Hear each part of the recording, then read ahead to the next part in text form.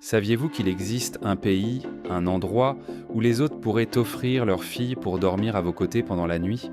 Un lieu où vous pouvez rencontrer des femmes magnifiques et résilientes, chevaucher aux côtés de chevaux sauvages à travers des prairies sans fin, ou encore assister à des hommes chantant des chansons si émouvantes qu'elles peuvent le faire pleurer des chameaux. Bienvenue en Mongolie, une terre où l'extraordinaire fait partie de la vie quotidienne. Êtes-vous curieux? Avant de plonger dans le contenu principal, laissez votre empreinte sur cette vidéo en nous disant d'où vous nous regardez. Aux yeux du peuple mongol, les invités sont des bénédictions envoyées du ciel. Accueillir et prendre soin des visiteurs est considéré comme un moyen d'apporter chance et bonheur à la maison. En entrant, l'hôte vous invitera chaleureusement à l'intérieur. En signe de respect mutuel, il est traditionnel que l'invité touche légèrement son front à celui de l'hôte. L'un des premiers rituels que vous vivrez est l'offre de thé. Il s'agit d'un thé au lait salé unique. Dès que vous êtes assis, une tasse de thé sera placée dans vos mains.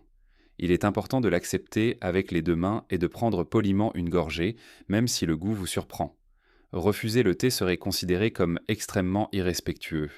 Vous pourrez déguster de l'agneau rôti savoureux, des raviolis cuits à la vapeur, l'acidité du lait de jument fermenté et la texture élastique du fromage séché. Dans la culture mongole, finir chaque bouchée dans votre assiette n'est pas seulement poli, mais nécessaire. Cela montre à l'hôte que ses efforts sont appréciés et son hospitalité honorée. Lorsque l'invité est un aîné respecté, la tradition exige un respect encore plus grand. L'hôte peut offrir un mouton ou une chèvre, un geste d'honneur suprême. Mais pour les jeunes et les hommes d'âge moyen, il existe une tradition encore plus intime. Dans certaines régions éloignées, l'hôte peut proposer sa fille de dormir aux côtés de l'invité pour la nuit, non pas comme un acte romantique, mais comme un geste de chaleur profonde et de protection contre les nuits froides. Cette pratique, connue sous le nom de nokor ou de dormir ensemble, est souvent mal comprise. Au fond, il s'agit de fournir du confort, pas d'intimité, et cela reflète la forme la plus pure de soin et de confiance. Êtes-vous surpris et désireux de découvrir l'hospitalité mongole? Si c'est le cas, commentez un pour nous faire savoir que vous êtes toujours avec nous. Oulan-Bator, la capitale de la Mongolie, se trouve au cœur du nord de la Mongolie centrale. S'étendant sur une superficie de près de 5000 km², cette ville abrite environ 1 500 000 personnes. Oulan-Bator est une ville moderne et dynamique qui brille même à travers les hivers froids et sombres. C'est le cœur de la culture, de l'économie et des finances de la Mongolie et c'est également un important nœud ferroviaire reliant la Russie et la Chine. Situé à une altitude de plus de 4 400 pieds au-dessus du niveau de la mer, Oulan-Bator subit de plein fouet le système de haute pression sibérien. Les étés sont courts, avec des températures atteignant jusqu'à 40 degrés Celsius. Mais lorsque l'hiver arrive, les températures peuvent chuter à moins 40 degrés, accompagnées de vents mordants. Avec une température annuelle moyenne de moins 2 degrés Celsius, Oulan-Bator détient le titre de la capitale la plus froide de la Terre. Pourtant, malgré les hivers brutaux et la épaisse fumée de charbon qui enveloppe la ville pendant les mois plus froids, Oulan-Bator a un esprit qui refuse de geler. En vous promenant dans les rues, vous trouverez des clubs de jazz animés, des centres commerciaux haut de gamme, des steakhouses de premier ordre et même une communauté expatriée en pleine croissance. Si vous envisagez de faire fructifier vos économies de retraite, Oulan-Bator pourrait bien vous surprendre. Un appartement d'une chambre dans le centre-ville coûte environ 300 à 500 euros par mois. Les services publics vous coûteront environ 70 à 100 euros, un peu plus si vous souhaitez rester au chaud pendant les longs hivers. Un dîner barbecue copieux vous coûtera environ 8 à 12 euros. Et pour les soins de santé, les cliniques privées Bec-Olivier proposent des bilans de santé complets pour environ 50 à 70 euros.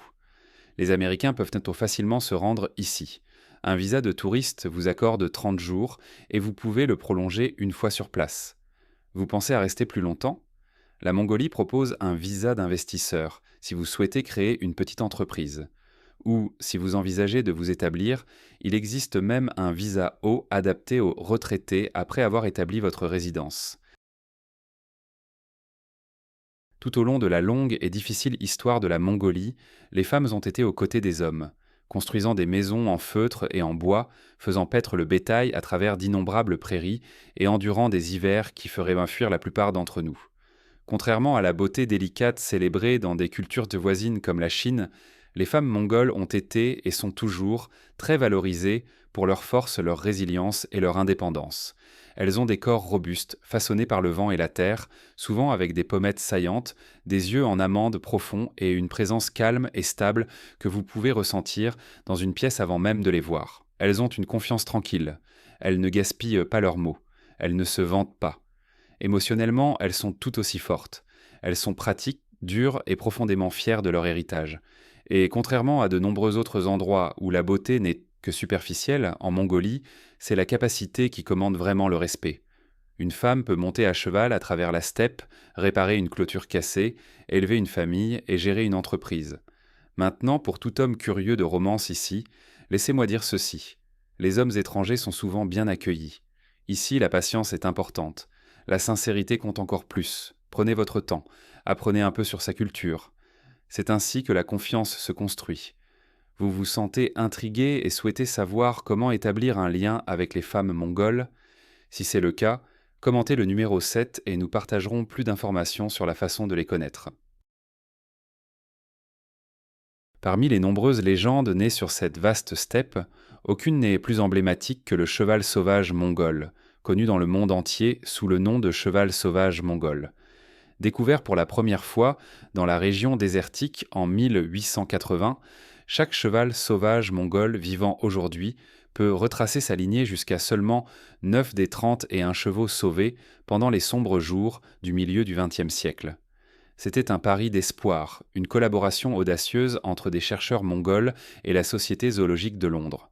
Aujourd'hui, grâce à des décennies de travail acharné, environ 1500 de ces fiers animaux errent à nouveau librement, avec les plus grands troupeaux trouvés dans le parc national de Koustennourou. À travers la brume, vous pouvez les voir, petits mais robustes, leur pelage brun-roux scintillant sous le soleil levant. Un troupeau de chevaux sauvages charge à travers les terres ouvertes, soulevant la poussière derrière eux.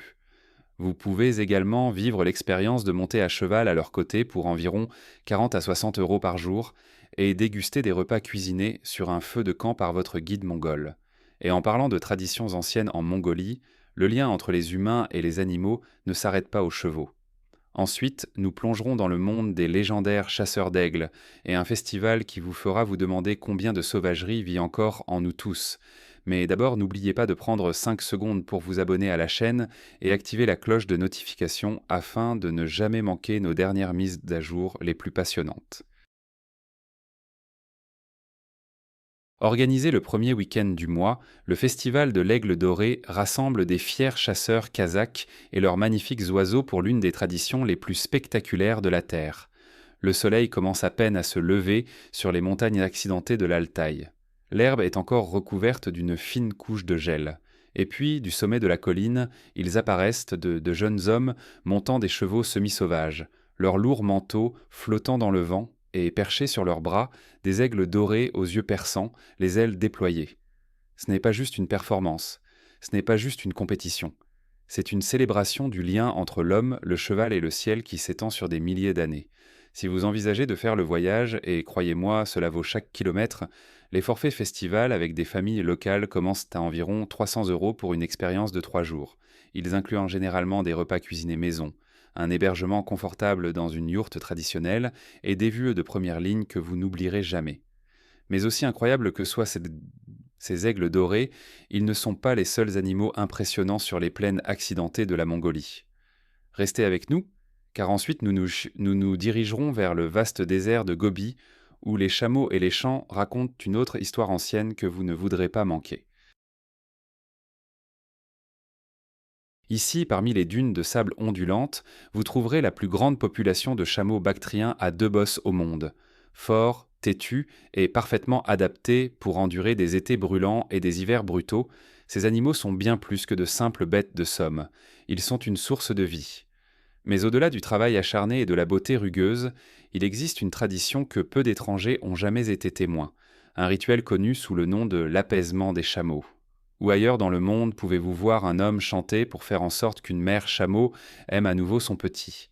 Un éleveur place doucement un veau nouveau-né près de sa mère, souvent une mère qui, stressée par les conditions difficiles, a rejeté son bébé. Lentement, la mère chameau commence à réagir. Elle s'approche. Elle renifle le veau.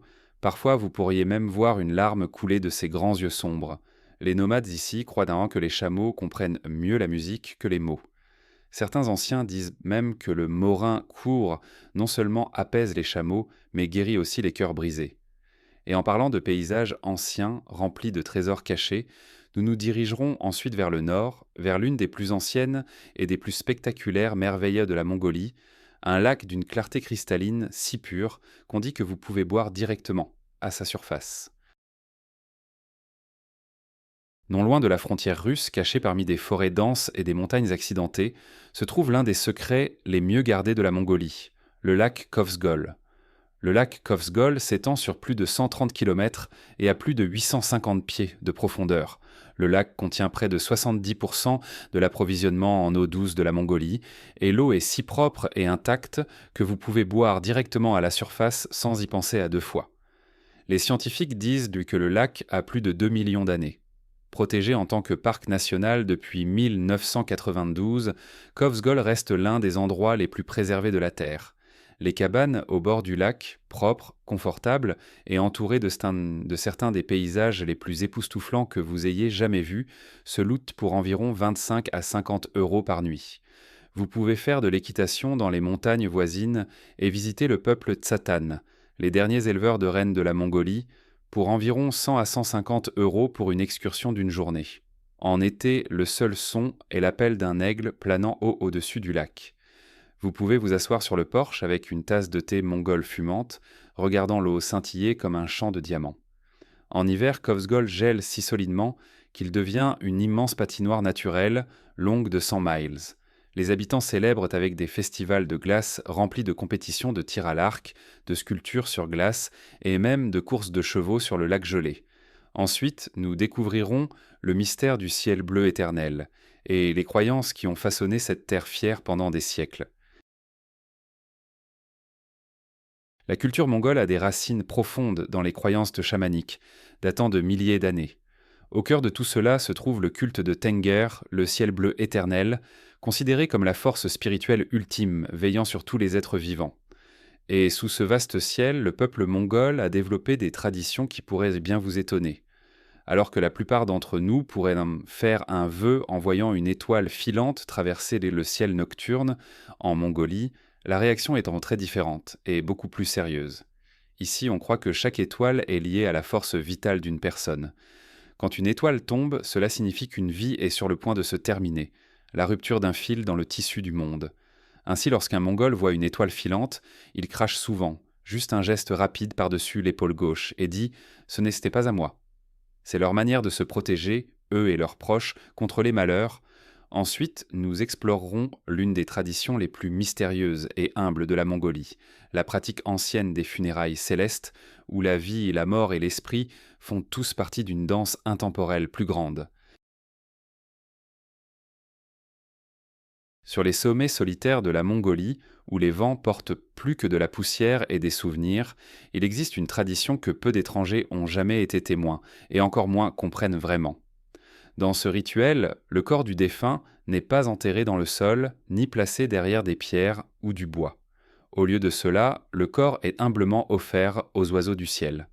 Le peuple mongol croit que lorsque la vie quitte le corps, en le retournant à la nature, le défunt accomplit un dernier acte de charité, nourrissant la terre et les créatures qui en dépendent.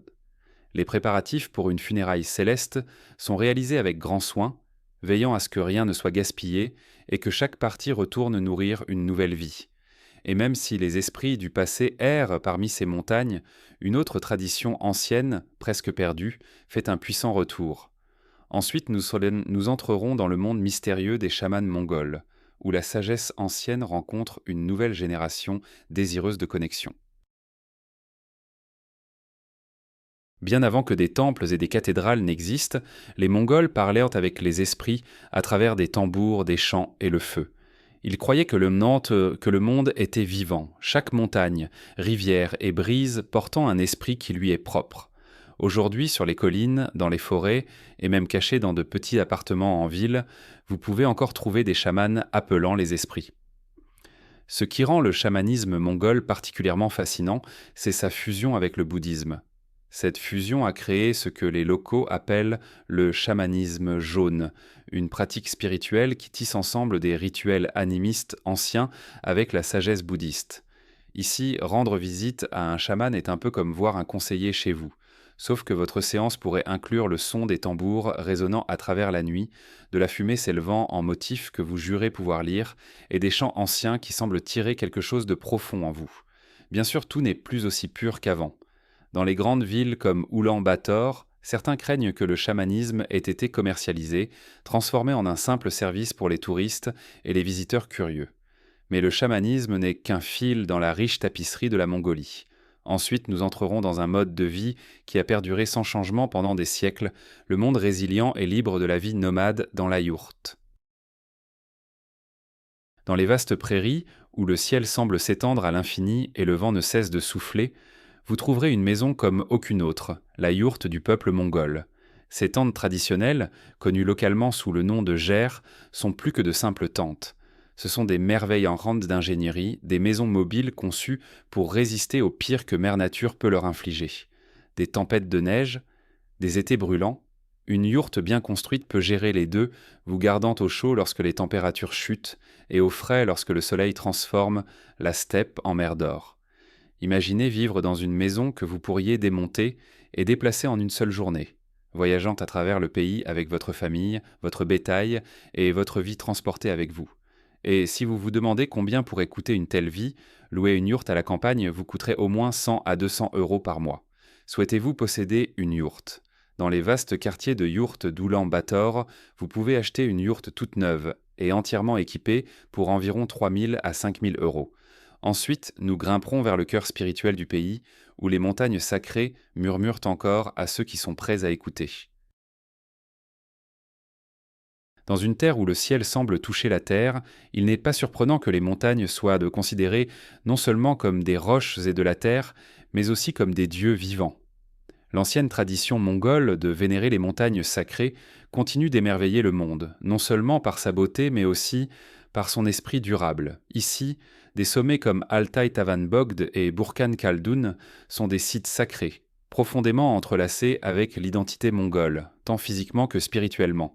Chaque pierre, chaque arbre, chaque murmure du vent sur ces montagnes porte les échos des ancêtres. Pendant l'ère communiste, ces traditions ont été interdites au point de frôler l'extinction. Pourtant, le peuple mongol a préservé son esprit. Et aujourd'hui, grâce à un renouveau culturel, le culte des montagnes est de nouveau honoré, même reconnu par l'UNESCO comme un patrimoine culturel immatériel. Dans des endroits comme Altan Novut, quand des cérémonies spéciales sont organisées, dont certaines dans des épisodes sont exclusivement réservées aux Sonsi symboliquement aux hommes, mettant en avant des concours de force, d'endurance et d'esprit.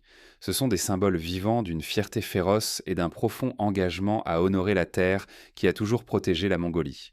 Et en parlant de force et de tradition, nous plongerons ensuite dans l'un des festivals les plus anciens et les plus chers à la Mongolie, où force, compétence et héritage s'entrelacent, les 3 jeux virils de Naadam. S'il y a un événement qui capture vraiment l'âme de la Mongolie, c'est le festival de Naadam. Souvent appelé les 3 jeux virils, Naadam rassemble les compétences anciennes qui ont autrefois construit un empire: la lutte, les courses de chevaux et le tir à l'arc. Dans la lutte mongole, la force pure, l'endurance et la technique déterminent le gagnant. Les lutteurs portent des tenues traditionnelles, une veste et un short, un costume avec une histoire fascinante. La légende raconte qu'il y a des siècles, une femme s'est déguisée et a remporté le tournoi. Depuis, le design a veillé à ce que seuls les hommes puissent pas en participer. Maintenant, vous pourriez vous attendre à ce que des adultes se mesurent avec des chevaux de race, mais pas ici. Au Naadam, des chevaux semi-sauvages courbent sur de nombreuses ménaroses miles de terrain, accidentés. Lorsque vous regardez ces petits cavaliers s'accrocher fermement à leurs chevaux, filant à travers la vaste steppe ouverte, vous pouvez sentir le profond lien entre les Mongols et leurs chevaux, un lien qui a construit un empire. Et puis, il y a le tir à l'arc, un véritable test de précision, de patience et de main stable. Hommes et femmes s'affrontent, utilisant des arcs mongols traditionnels, non pas en visant des cibles en papier, mais de petits anneaux en cuir alignés sur le sol. Les meilleures visites de Naadam doivent être réservées tôt. Attendez-vous à dépenser environ 500 à 700 euros pour un forfait tout compris, qui inclut généralement des places de premium, des événements d'immersion culturelle et la chance de passer du temps avec des familles locales qui participent au festival depuis des générations. Nous avons exploré 13 faits incroyables sur ce pays incroyable. Si vous avez aimé la vidéo sur la Mongolie, n'oubliez pas de cliquer sur le bouton J'aime et de vous abonner à ma chaîne. Votre soutien est la force motrice qui nous aide à nous améliorer continuellement et à vous apporter encore plus de contenu engageant. Merci et à bientôt dans notre prochain documentaire de voyage. Nous sommes si heureux que vous soyez avec nous aujourd'hui. S'il vous plaît, laissez un commentaire, aimez la vidéo pour nous soutenir et abonnez-vous pour plus de vidéos. À bientôt.